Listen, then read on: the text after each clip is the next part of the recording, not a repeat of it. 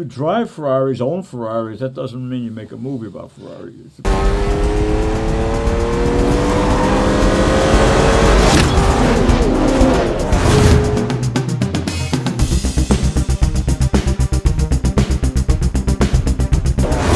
Couldn't wait till I got my driver's license to start driving when I was 16. I like motorcycles, I like speed, I like going fast. By the way, that doesn't mean you make a movie about it.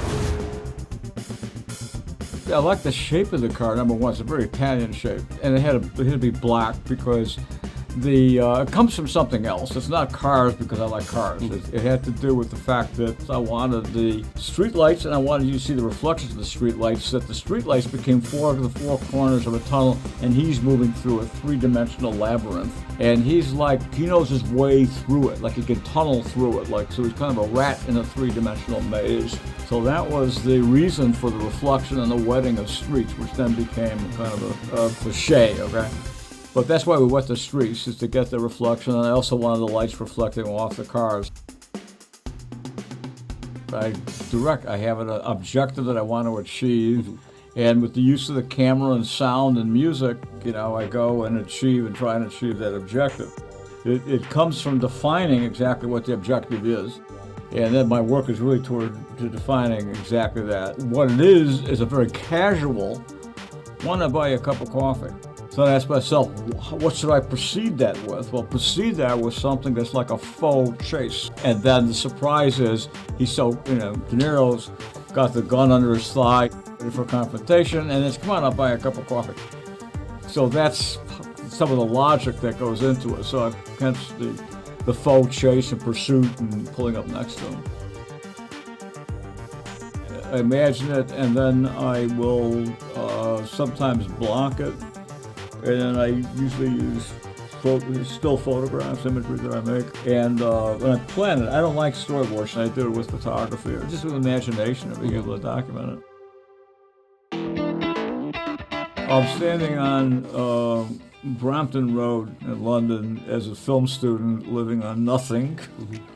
And I went to film school in London for 2 years as a graduate student. It rained, and somebody drives by with this thing that looks like a museum object. It's gorgeous. That says power, and it sounds a certain way.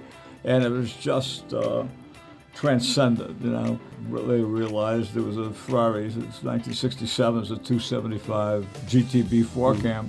The first car I bought when I got the first decent paycheck, which was on Thief, was a Ferrari 308. GTB, and I traded in my Jaguar E-Type for that. If you drive Ferraris, own Ferraris, that doesn't mean you make a movie about Ferraris. It's everything about what it was to drive a car that has enough power to exceed your ability to control it, so that you have to manage this, or this car will run away and destroy itself and destroy you. And so the precision required is brilliant. So all of the racing moves are authentic and accurate, and once audience sees that, they don't realize it, but they've perceived the way it's supposed to be, and they believe more intensely in the film because there's a logic to it that makes sense. The cars come with the period. The cars come with being accurate to 1957. Those were what the cars were. There was no choice. There's no choice in that. There's a lot of choice in the color red, for example. And one red for the Ferrari, a different red for the Maserati. It had to do with the percentage of blue added to the red. And then I decided I wanted to have about 20% semi-gloss because I didn't want to distract with hot reflections. So I wanted the paint to be slightly dulled. But no, the cars came with the movie, so they were a given. So then what wasn't a given is how we were going to build them, and what was going to be the donor drivetrain.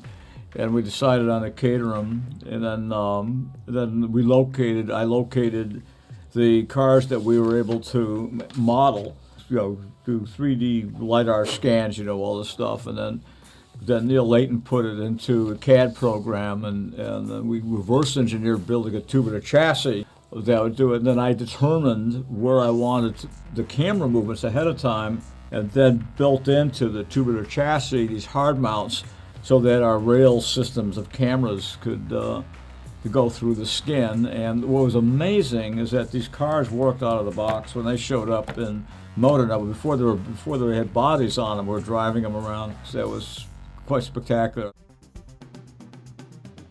I wouldn't call myself a race car driver. I call myself an amateur race car driver. You know, at one point there was a Ferrari Challenge race in Road Atlanta, and I think I did on practice day 75 laps in a row. I think maybe on 1 or 2 laps I put those together exactly the right way, and I just had, this is how it's supposed to feel. You and the car have a unity. You're one. You're not driving the car. You're thinking about what's going to happen. Now it's just happened. Now you're thinking about the next thing. So it's kind of a Zen, transcendent feeling to that. You know, you're all one organism together, as this delicate object is balanced on 4 springs on the planet Earth, hurtling with momentum.